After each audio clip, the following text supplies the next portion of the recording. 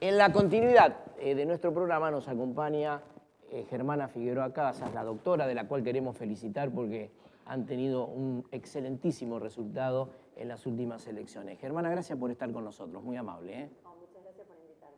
Bueno, me imagino el trabajo desarrollado en estos últimos tiempos, evidentemente con un resultado realmente excelente. Bueno, esto obedece a todo un trabajo que vienen haciendo ya hace tiempo, ¿no? Sí, desde ya creo que lo principal que tenemos que mirar es que Juntos por el Cambio tuvo una diferencia de 10 puntos con respecto al Frente de Todos. La verdad que eso es un apoyo enorme para nosotros, muchas ganas de seguir y mantenerlo o incrementarlo en noviembre. Creemos que 2021 es muy importante para que pueda haber un 2023, porque creemos que no nos gusta dónde está yendo nuestro país y bueno, esto nos da la esperanza de que podamos cambiarlo. Germana, llegado el caso, representando a Santa Fe como legisladora nacional, hay muchos problemas en Santa Fe que hay que pelearlos justamente en la nación, ¿no? ¿Cuáles serían los temas más importantes de esa defensa que hay que hacer de Santa Fe en el Congreso Nacional?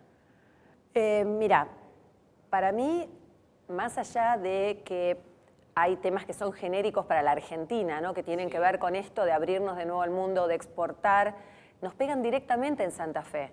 O sea, si nosotros logramos que se abra el país, que haya más exportaciones, se beneficia Santa Fe. Si bajamos impuestos, que desde que asumió Alberto Fernández ha habido 21 aumentos o creación de nuevos impuestos. Es impresionante la presión tributaria lo que ha aumentado. Se beneficia Santa Fe, que es una provincia productiva. Entonces digo, en general cosas que benefician al país van a beneficiar a Santa Fe. En lo particular, Santa Fe está postergada. Santa Fe aporta más del 10% del PBI nacional y recibe menos de 4 puntos entre coparticipación, aportes, etcétera. Y justamente en el presupuesto que se está empezando a tratar hoy, que lo estamos estudiando, ¿no? El que va a ser para el 2022, ya está postergada también en las obras. Claro, entonces, ese trabajo también hay que hacerlo. Otro trabajo importante es reclamar por la seguridad. Fuerzas federales para Santa Fe es fundamental, lo necesitamos, tiene que darse. Y el otro tema que también, que lo como concejal de Rosario lo vivo y todo, el tema de los subsidios y las diferencias que hay entre Buenos Aires y provincia y Ciudad de Buenos Aires, toda el área metropolitana, y, por ejemplo, Rosario con respecto al transporte, con respecto también a otros servicios. Entonces, hacer un país más federal también va a beneficiar a Santa Fe. Claro. Y en cuanto a las obras, como te digo, que están postergados la provincia, no puede ser las rutas que tenemos, la falta de infraestructura, o sea que hay que reclamar mucho. Y en eso es importante saber también que tenemos que ponernos, sin importar el partido, hay momentos en que tenemos que priorizar la provincia. Y nosotros como diputados y como senadores, Carolina Lozada y Dionisio Escarpín, lo que tenemos que hacer es defender a nuestra provincia. Eso tiene que ser el objetivo principal. De cualquier manera, como te digo, como Santa Fe es una provincia que suma, que crece, que todo lo que aumente Santa Fe replica en el resto del país, vamos a estar beneficiando a la Argentina entera. Así que todo es sumar y sumar. Es sumar. Germana, sos concejal de la ciudad y trabajabas mucho en temas muy específicos de la ciudad, con una mirada estrictamente local. Después de toda esta recorrida que has hecho en la provincia de Santa Fe, ¿te ha sorprendido mucho justamente distintos temas provinciales que muchas veces uno no tiene ese contacto directo porque está trabajando sobre la ciudad en tu caso particular? ¿Te ha sorprendido algún tema en particular después de haber recorrido Santa Fe? Mira, digamos, hay particularidades, digamos, en especializaciones, ¿no? Hay una zona arrocera, tenés la zona más ganadera o la zona más sojera, digamos, o lugares más productivos, parques industriales, pero en realidad vos sabés que a veces te llama la atención que los reclamos son los mismos. Seguridad, infraestructura y productividad que nos dejen tranquilos. Claro. La mayoría hacen a pesar de. Lo que más te sorprende es que recorres, no sé, con Dionisio Escarpín, justamente nuestro candidato segundo candidato a senador, en Avellaneda, vos ves la gente produciendo y tratando y asociándose y viendo maneras de, a pesar de todas las trabas, a pesar de que le aumentan los impuestos y todo, tratar de seguir adelante. Y en Rosario pasa lo mismo. Rosario es una ciudad que que lo que más quiere es crecer, y lo que ha terminado pasando localmente es que muchas industrias se han ido de la ciudad, de que a muchas empresas le cuesta instalarse en la ciudad. Hay una presión tributaria. Es que por eso es terrible, claro. Principalmente la nacional, obviamente, claro, pero claro. Ingresos brutos es un tema pendiente. Claro. La coparticipación es un tema pendiente. En la Constitución decía que tenía que salir la nueva ley de coparticipación, tendría que haber sido en el 96, y todavía no hemos logrado hacerlo. Eso hace a lo federal, ¿no? Claro. que es tan importante. Germana, como contadora, hay un tema que también siempre está en debate en relación a la economía informal, ¿no? En relación a esto, ¿tenemos una economía informal en Santa Fe considerable? Tenemos en Argentina una economía informal.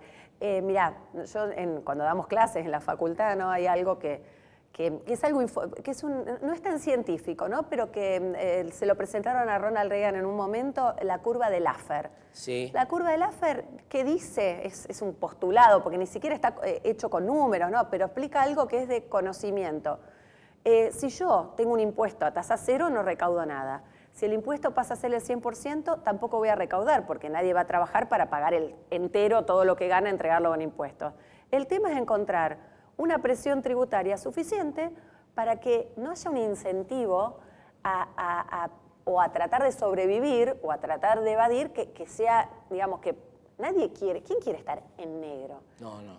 Claro. No dormir bien, preocuparte por lo que ganaste, no poder justificar si yo me compro algo. No hablo de lo delictivo, que bueno, eso ya es otra cosa. Yo hablo de gente que para sobrevivir a veces no empieza a tomar esas medidas porque no se le ocurre otra cosa. Porque, ¿qué pasa? Si uno analiza el sistema tributario, régimen tributario argentino, ponemos un sistema, está desarrollado para que haya enanismo fiscal. Que el monotributista no quiera salir del monotributo, cualquiera lo que está viendo, si está cerca de salir del monotributo, prefiere no trabajar con tal de no salirse, porque cuando pasa ganancias, y a régimen general, autónomos, todo es tan grande el cambio que termina peor que como estaba en ese momento, le conviene trabajar menos.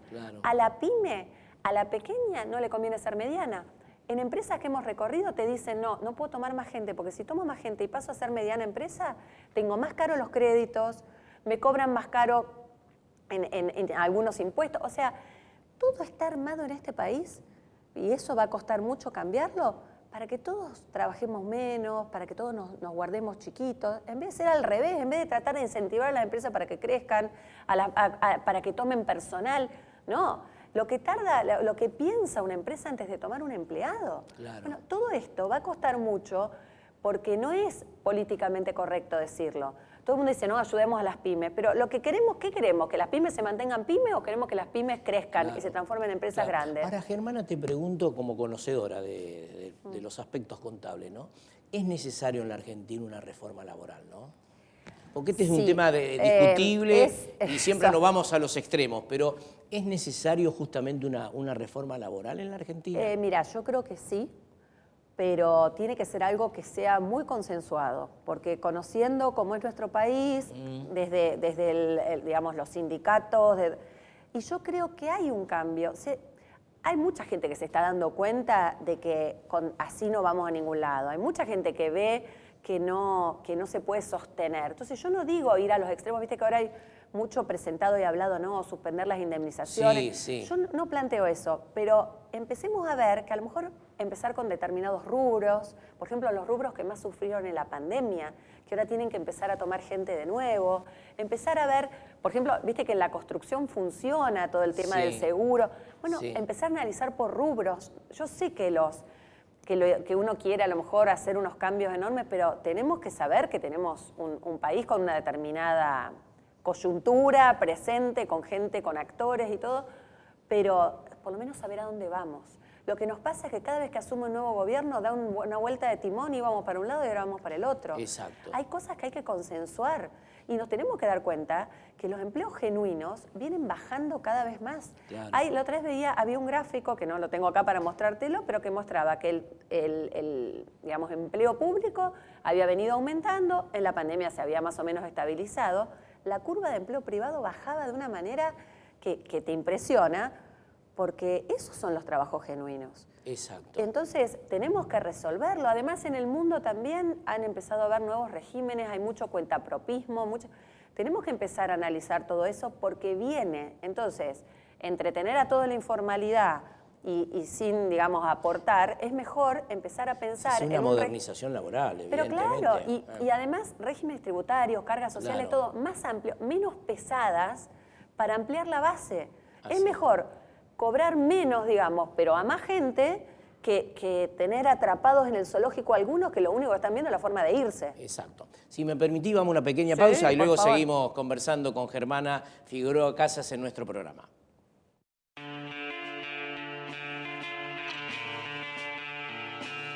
Seguimos charlando con la concejala de la ciudad, Germana Figueroa Casas, y en el corte estábamos charlando de un tema que también lo quiero poner en escena porque es realmente importante, que es la educación, ¿no? Hablábamos del trabajo, de la producción, pero la base sustentable de todo eso es una muy buena educación. ¿Cómo estamos? ¿Cómo se analiza del sector, del espacio político, de tu parte, este tema educativo? Mira, nosotros hemos planteado, dentro de los proyectos que hemos ido presentando, hablamos de este tema de la educación, pero también la educación vinculada al trabajo. Porque algo que nos pasaba en nuestras recorridas también es que en muchos lugares nos dicen, necesitamos, bueno, se hizo público lo que pasó en Toyota, ¿no? Claro, que buscaban chicos que hubieran, 200 personas que hubieran terminado la secundaria y no conseguían. Bueno, también nos pasa que nos hablan de que en determinados lugares, necesitan, por ejemplo, gente con determinadas capacidades laborales y no están preparados para eso. En muchos parques industriales tienen que dedicar espacios para capacitar gente que viene a lo mejor de escuelas técnicas, que debería estar preparado. Hay como una disociación, más allá del daño a la educación que ha sido, que hayan estado las escuelas cerradas, eso ha sido terrible. Pero bueno, ahora que por lo menos también sirvió para que la gente empiece a hablar de educación. Todos esos padres que se animaron, que viste como los cargaban las mami de WhatsApp y todo, pero que se animaron a reclamar por la educación, también mostraron muchas falencias. Creo que es el momento también de hablar eso.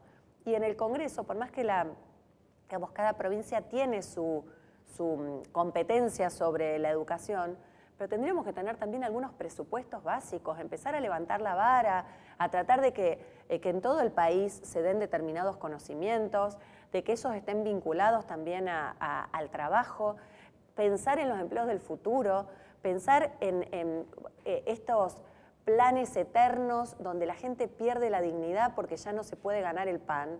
No puede ser para siempre. Claro. Y uno tiene que dar capacitación, porque tampoco es fácil insertarse de nuevo laboralmente. Entonces, también ahí nos debemos algo.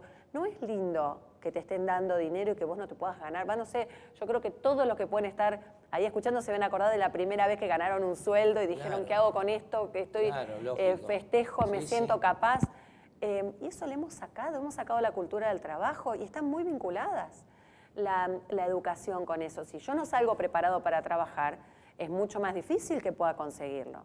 A mí lo de Toyota, eso me impresionó muchísimo. Además hay un alto grado de deserción escolar a través de esta pandemia. Y en relación a esto te quería preguntar, porque bueno, se ha incorporado un aspecto también no existente en la sociedad como es la virtualidad, ¿no? Que muchos de los aspectos de la virtualidad quedarán en distintos sectores. ¿Cómo analizás justamente este tema? Bueno, viste que yo doy clases en la facultad. La verdad que me cuesta mucho a mí dar clases virtuales. Digo, alguna vez está bueno, aparte llegás a lugares que a lo mejor no llegarías de otra forma, pero el proceso educativo tiene otra parte emocional que es difícil de transmitirla a través de una pantalla, ¿no? Que es ese contacto, vos le ves la cara.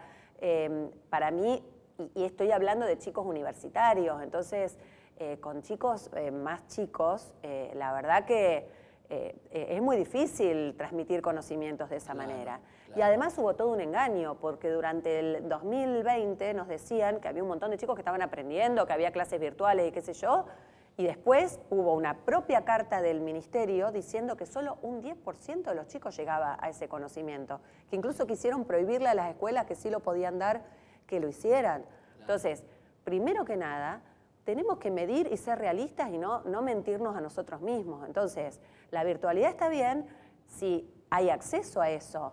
Si no tienen que compartir 5 hermanitos el celular del papá cuando llega para poder recuperar y dar las clases. Yo, profesoras de secundaria, que los chicos le mandaban a lo mejor a las 2 de la mañana porque era el momento en que podían agarrar el celular que compartían con toda la familia. Así es. Entonces, la virtualidad es excelente. A mí me parece que aparte te sirve para contactarte, como te digo, con otros, podés hacer intercambios, podés hacer algunas, la idea de lo mixto está bueno, la escuela es de las pocas cosas que no cambiaron tanto, bueno, si uno iba, no sé, en 1930 también tenías banquitos y un pizarrón adelante, creo que incorporar la tecnología está bueno, pero también tenemos que nivelar hacia arriba, no hacia abajo, tenemos que lograr que llegue a todos lados.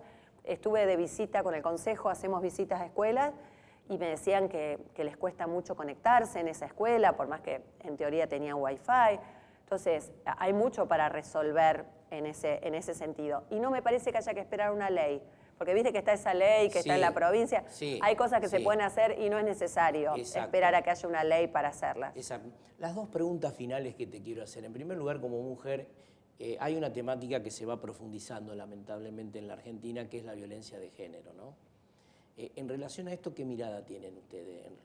Mira, vos sabés que me lo preguntaron los chicos, justo fue ahora, fue el martes, y me decían cómo terminar con la violencia de género. Y nuevamente la respuesta es educación. Yo les contaba que gente de nuestra edad no hablaba en la escuela de esto. No se hablaba de que cada persona podía elegir cómo vivir, con quién estar, cómo se consideraba, y tenemos que tener la cabeza mucho más amplia y empezar a respetar al que es distinto o piensa distinto de uno. Y eso pasa por la educación.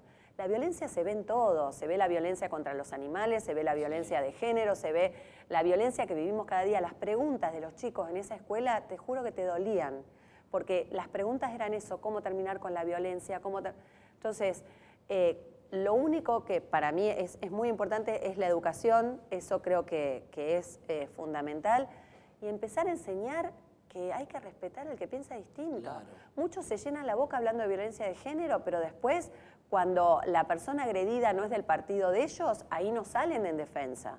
Claro. Entonces tenemos que empezar a defender, si defendemos a las mujeres o a las disidencias o a quien defendamos, es a todos, porque si no, no es válido, es hipócrita. Ahora sí, a la última. Sí. Después de haber recorrido todo Santa Fe, ¿verdaderamente existe esta diferencia entre norte y sur en la provincia? ¿Es tan así como se plantea? Bueno, ¿O son realidades distintas, muy diferentes? Me falta mucho para recorrer, porque la provincia es muy grande.